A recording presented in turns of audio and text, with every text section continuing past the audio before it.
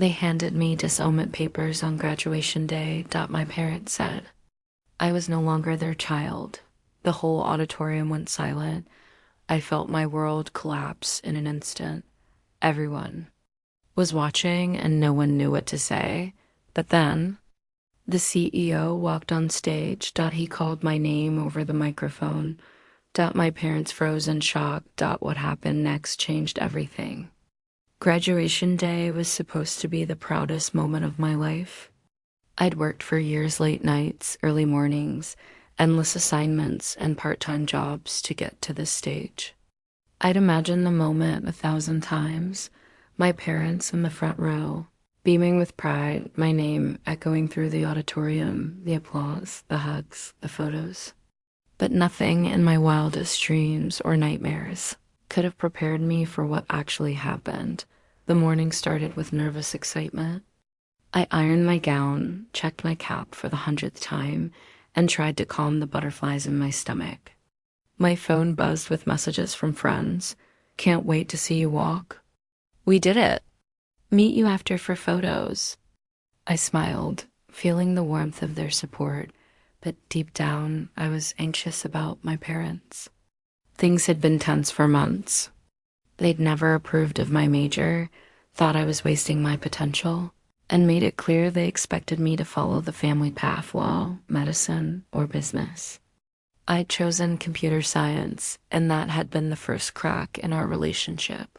Still, I hoped today would be different. I hoped they'd see how hard I'd worked, how much I'd achieved, and maybe, just maybe, they'd be proud. I arrived at the auditorium early, my heart pounding as I scanned the crowd for their faces. I spotted them near the front, my father in his usual suit and tie, my mother in a crisp dress, both looking as serious as ever. My little brother sat between them, fidgeting with his phone. I waved, but they didn't wave back. My father nodded, my mother looked away. The ceremony began. Names were called, students cheered, families clapped and cried. When it was my turn, I walked across the stage, my heart in my throat. I shook the dean's hand, accepted my diploma, and turned to face the audience. I searched for my parents, hoping for a smile, a nod, anything.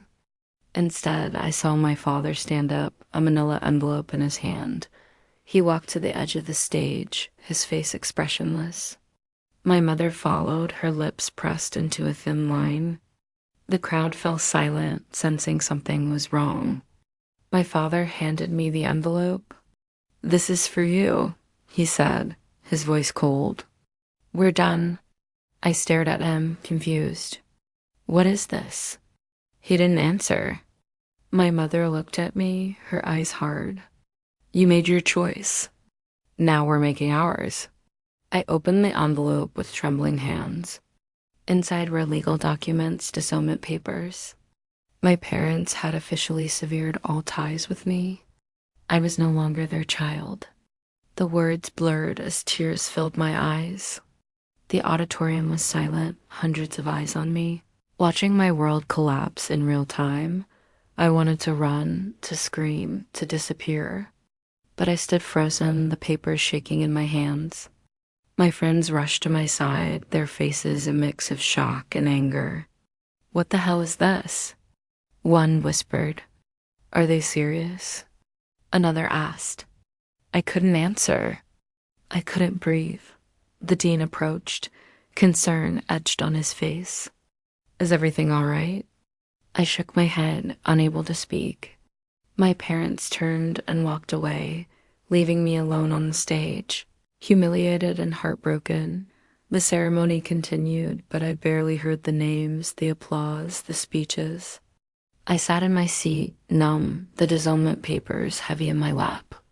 My phone buzzed with messages from relatives, some supportive, some judgmental. "What did you do? How could they? Maybe you should apologize." I ignored them all. After the ceremony, my friends surrounded me, offering hugs and words of comfort. "You don't need them," Jasmine said fiercely. "We're your family now." I tried to smile, but the pain was too raw. I'd lost everything in a single moment: my family, my support, my sense of belonging died as we left the auditorium. I heard my name called over the loudspeaker. Could your name please come to the stage? I hesitated, unsure if I could face another public humiliation. But my friends urged me on. Go, you never know. I walked back to the stage, my heart pounding. The dean met me at the steps. There's someone here who wants to speak with you, he said, guiding me backstage. I followed, confused and anxious, until I saw him, the CEO of a major tech company, the keynote speaker for our graduation. He smiled warmly, extending his hand. I saw what happened out there. I'm sorry you had to go through that, especially today. I nodded, unable to find my voice. But I also saw your record, your grades, your projects, your leadership. You're exactly the kind of person we want at our company. He handed me his card. If you're interested, I'd like to offer you a position. Full-time, with benefits, starting as soon as you're ready. I stared at him, stunned. Are you serious? He nodded, absolutely. Sometimes the family you choose is the one that matters most. Tears filled my eyes again, but this time they were tears of relief, of hope. I thanked him, clutching the card like a lifeline. As I walked back to my friends, I felt something shift inside me. My parents had tried to break me, but I wasn't broken. I was free. The hours after graduation felt like a strange dream one where joy and devastation collided in every breath. My friends wouldn't let me leave alone. Jasmine, always the first to step up, wrapped her arm around my shoulders and led me out of the auditorium. You're coming with us, she said, her voice brooking no argument. We're celebrating you, not them. We ended up at our favorite diner, the kind of place where the waitresses know your name and the coffee is always hot. My diploma sat on the table next to the CEO's business card, both reminders of the day's impossible highs and lows. My friends tried to keep the mood light, but I could see the worry in their eyes. Are you okay? They asked over and over. I wanted to say yes, but the truth was more complicated. I kept replaying the moment on stage, my father's cold eyes, my mother's silence, the envelope heavy in my hands. I wondered if I could have done something differently. Should I have chosen a different major? Should I have tried harder to please them? But deep down, I knew the answer. I had spent my whole life trying to earn their approval, and it had never been enough. Jasmine squeezed my hand. You don't have to talk about it if you're not ready. I nodded, grateful for her understanding. The others chimed in, sharing stories of their own family struggles.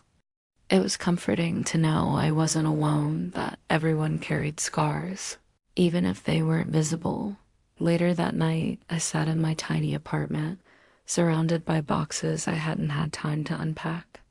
The disownment papers lay on the kitchen table, a stark reminder of everything I'd lost.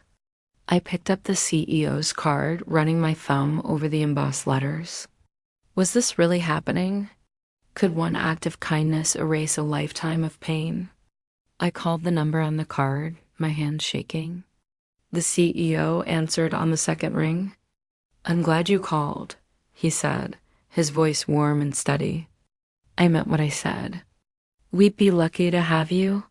We talked for nearly an hour about my projects, my goals, my fears.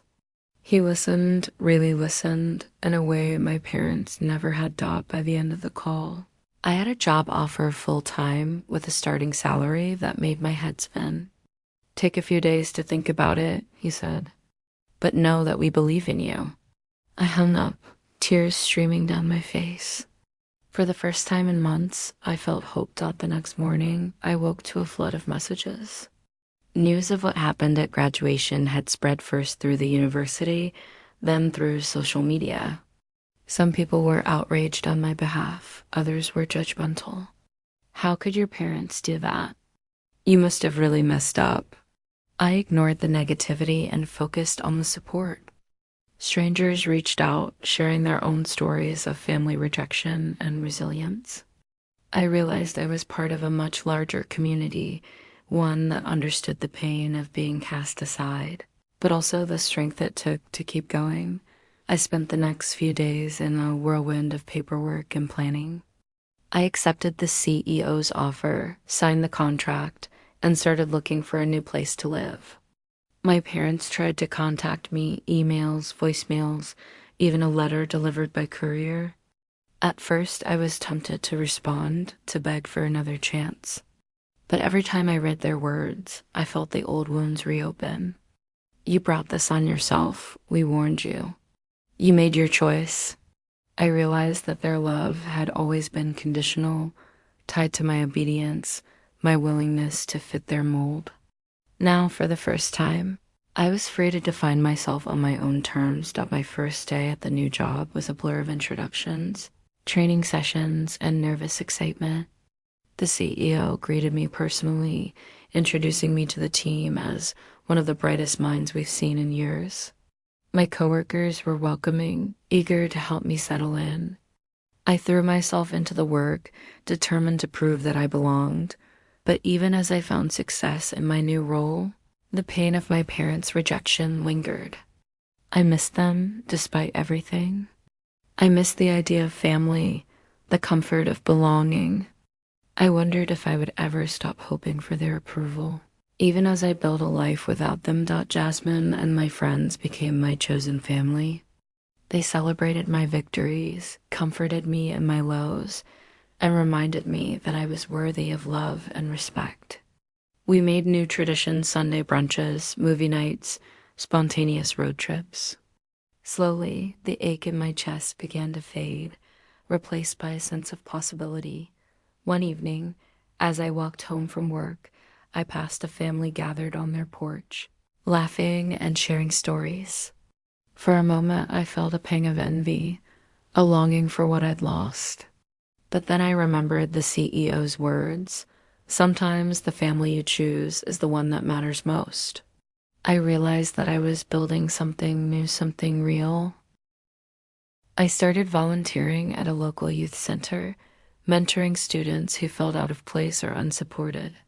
I shared my story, hoping to inspire them to keep going, to believe in themselves, even when others didn't. Their resilience amazed me, and their gratitude reminded me that I had something valuable to offer.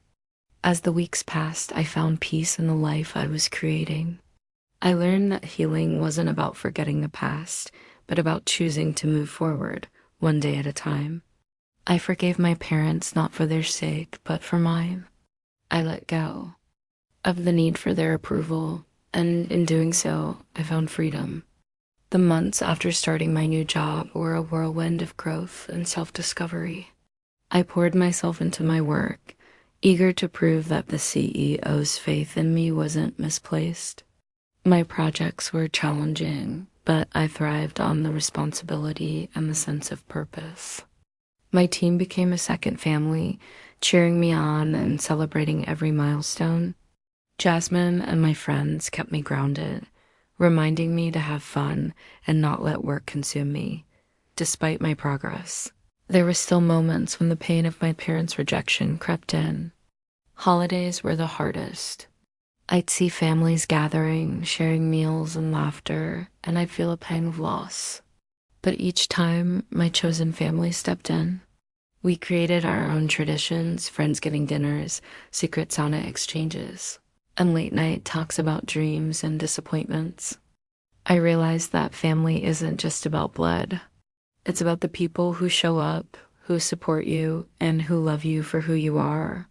One day, I received an unexpected email from my father. The subject line was simple: graduation. My heart raced as I opened it, unsure what to expect. The message was short and formal. He wrote that he'd heard about my new job and wished me well. There was no apology, no acknowledgement of the pain they'd caused. Just a polite note that felt more like a business transaction than a message from a parent. I stared at the screen, torn between anger and relief. Part of me wanted to reply, to demand answers, to ask why they'd chosen to hurt me on what should have been the happiest day of my life. but another part of me knew that I might never get the closure I wanted. I closed the email and decided not to respond. I realized that sometimes the healthiest thing you can do is protect your own peace. Even if it means leaving some questions unanswered. As time passed, I found myself reflecting on the lessons I'd learned. I realized that my parents' actions had forced me to grow in ways I never expected. I became more independent, more resilient, and more compassionate toward others who had experienced similar pain. I started speaking at local events, sharing my story with students and young professionals. I wanted them to know that setbacks, even the most painful ones, don't have to define your future. My story resonated with many.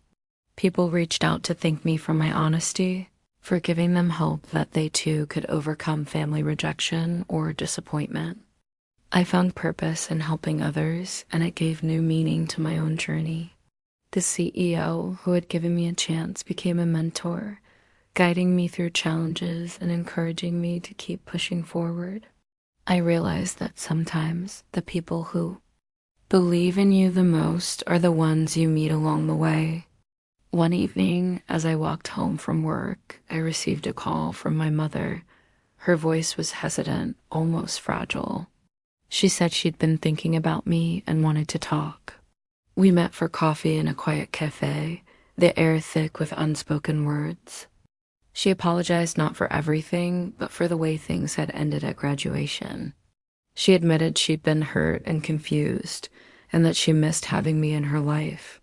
I listened, my emotions swirling. I told her how much her actions had hurt me, how I'd struggled to rebuild my life.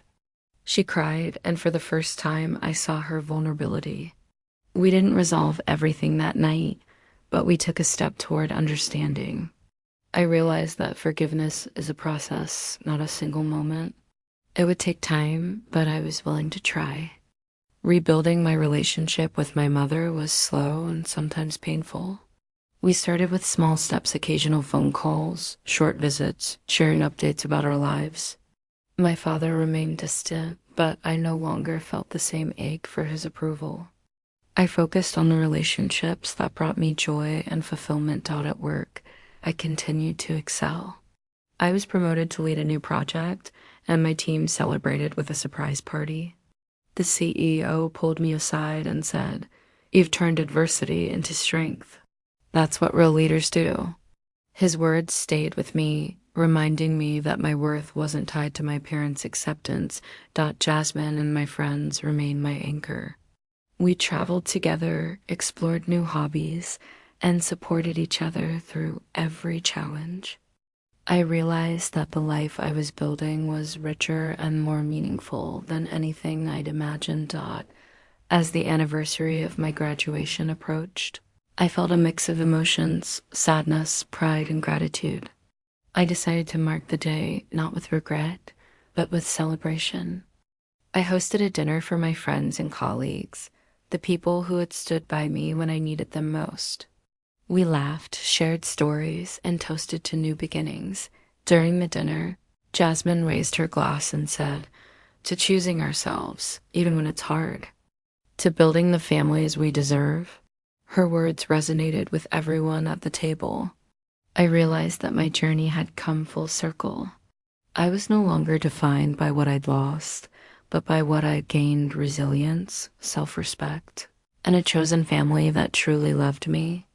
Looking back, I understood that my parents' decision to disown me was not the end of my story, but the beginning of a new chapter. I learned that sometimes the people who are supposed to love you the most are the ones who hurt you the deepest. But I also learned that healing is possible, that forgiveness is a gift you give yourself, and that happiness can be found in unexpected places. I continued to mentor young people, sharing my story and encouraging them to believe in themselves. I reminded them that setbacks are not failures, but opportunities to grow. My life was far from perfect, but it was mine, and that was enough. Today, I stand on my own, proud of the person I've become. My parents' absence is still a wound, but it no longer defines me. I've built a life filled with purpose, love, and hope. I've learned to trust myself, to set boundaries, and to choose the people who deserve a place in my heart.